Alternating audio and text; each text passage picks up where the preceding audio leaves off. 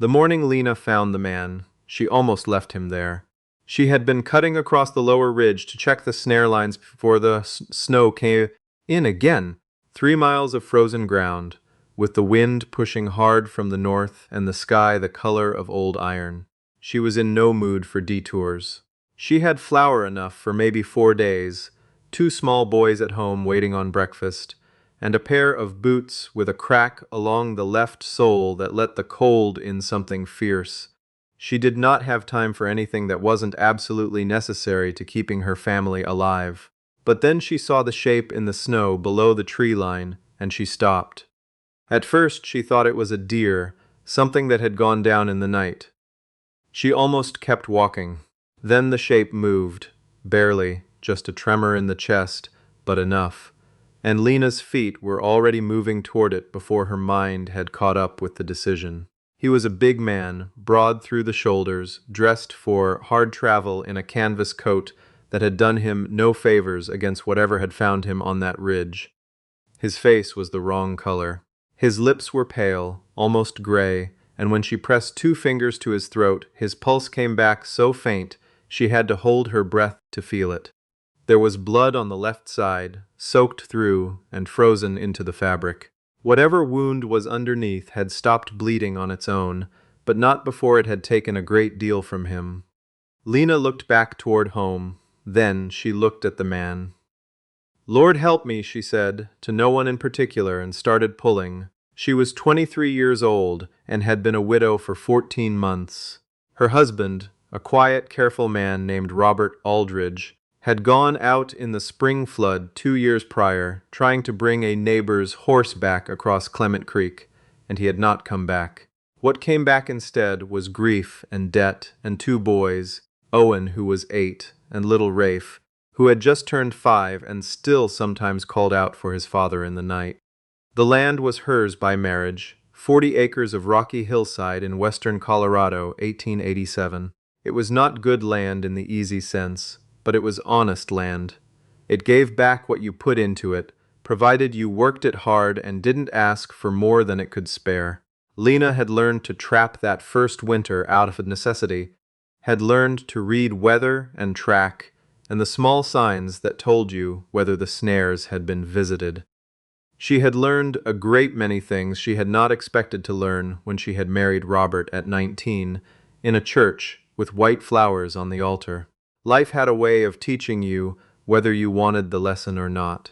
She dragged the man more than half a mile through the snow. He regained consciousness twice during that stretch, both times only long enough to groan and then go slack again. He was too heavy to carry, so she worked him onto his side and half rolled, half pulled him along the slope, stopping every 50 yards or so to catch her breath and check his pulse. When Owen came running out of the cabin to meet her, having seen her from the window, wondering what on earth his mother was hauling, his eyes went wide. "Mama, is he dead?" "Not yet," Lena said. "Get the door."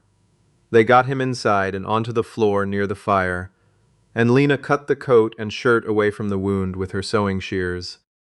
It was a bullet wound, small entry, and it had gone clean through the meat of his left side below the ribs.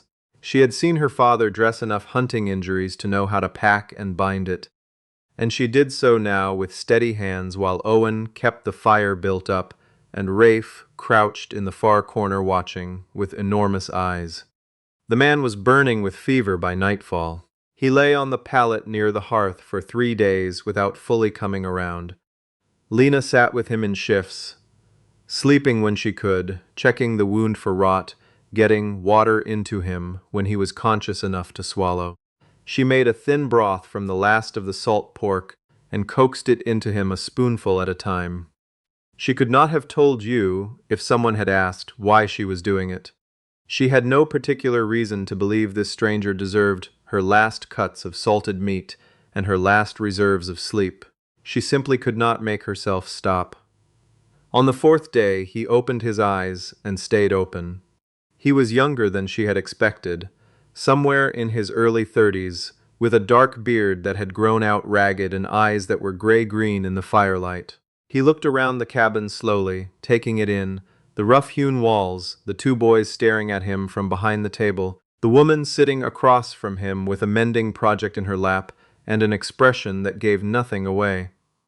"Where am I?" he said. His voice came out in a croak. "About 3 miles north of Harlow Crossing," Lena said, not looking up from her mending. "Colorado, you were on the lower ridge of the Speary Slope when I found you. You'd been there a while." He was quiet for a moment, working through that. "How long have I been here?" 4 days. He absorbed this. "The wound is healing. You're going to be sore for a good while, and if you try to stand up before I tell you to, you'll pull it open again and I will be very put out with you." She set down the mending and looked at him directly. "My name is Lena Aldridge. Those are my sons, Owen and Rafe. You are welcome to stay until you're able to travel, and I won't ask you questions you don't want to answer. But I would appreciate knowing what name to call you." He was quiet for another moment. Something moved behind his eyes, calculation, or maybe just pain. "Garrett," he said. Wendell Garrett." He was not a talker, Wendell Garrett. He answered what he was asked, and didn't volunteer much beyond it.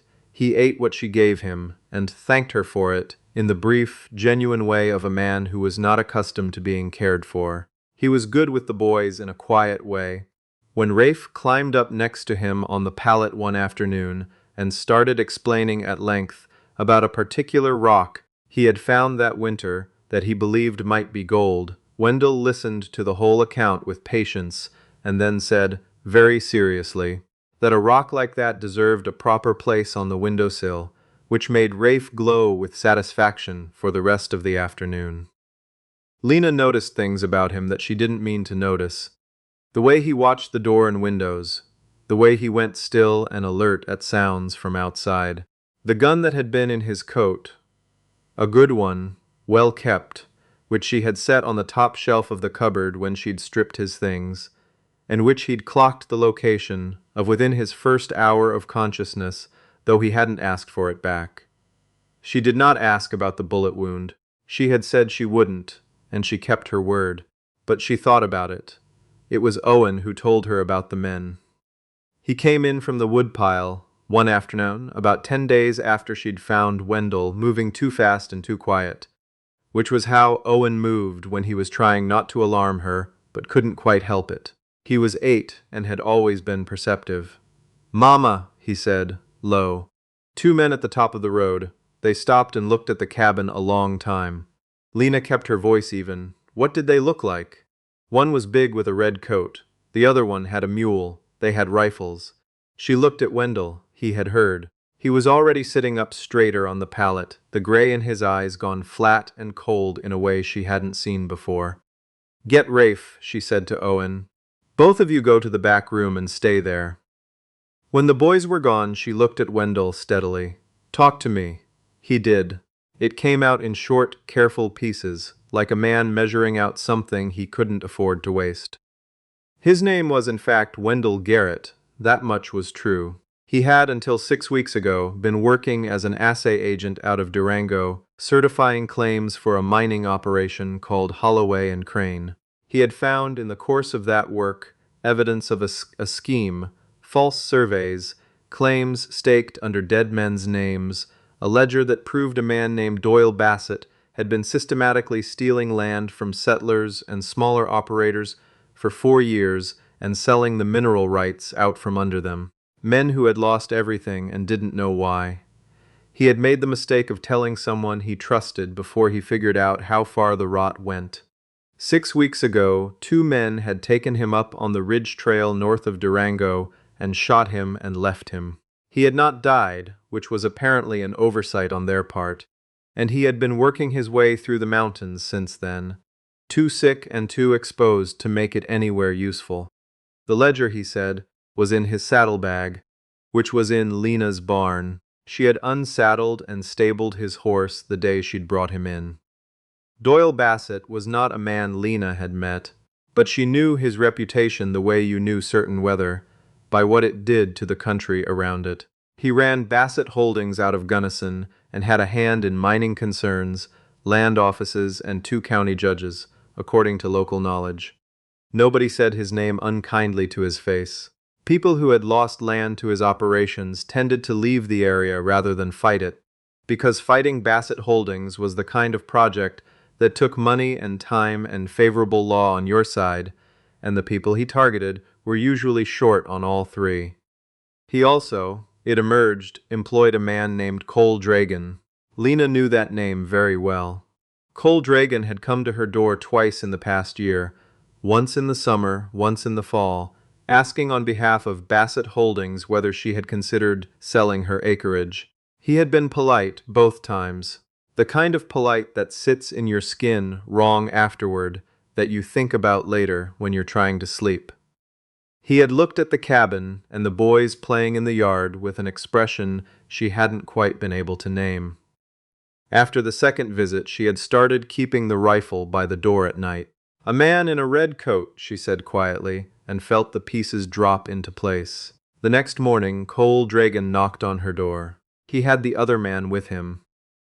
Lena could see the mule tied at the road through the window. But Dragon came to the door alone, and he smiled when she opened it, and the smile did not reach any part of his face above the mouth. "Mrs. Aldridge," he said, "sorry to trouble you this cold morning. We're looking for a man, a fugitive, if I'm being direct. He's wanted in connection with some serious property crimes down in Durango. Goes by Garrett. We have information he may have come through this area." Lena held his gaze.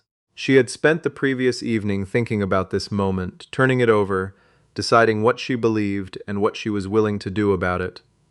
She had not slept well. She had also sent Owen, at first light, on the horse with a letter. "I haven't seen anyone like that," she said. Dragon studied her.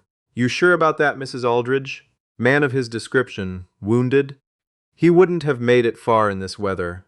I trap this country 3 mornings a week," she said. "I would have seen sign of a wounded man moving through. I haven't." Another long look.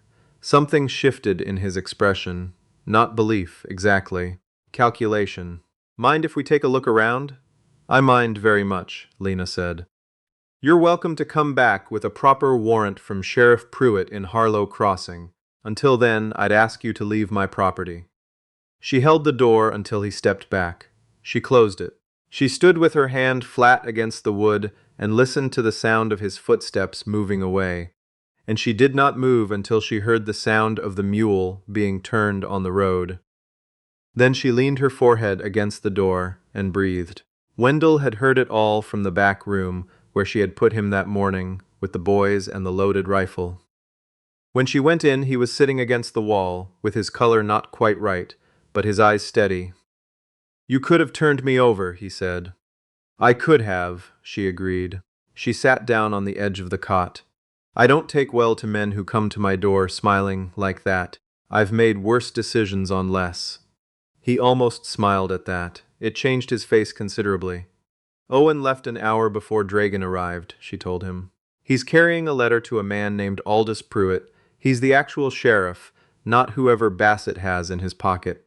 Pruitt is an honest man. He was a friend to my husband." She paused. "The letter tells him what you told me." "And where the ledger is?" Wendell was quiet for a long time. "You believed me," he said.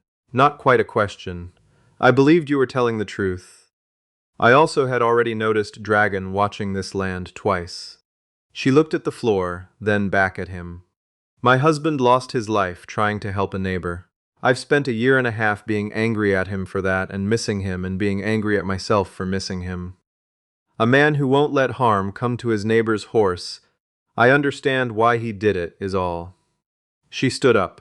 "Get some rest. Owen should be back by tonight." Sheriff Pruitt arrived 2 days later, riding hard from Harlow Crossing with a deputy and a federal man named Astor, who had been working a related investigation out of Denver for 8 months and had been waiting on exactly the kind of documentation that was currently sitting in a saddlebag in Lena Aldridge's barn. Cole Dragon and the man with the mule were picked up on the road south of the county line the following morning.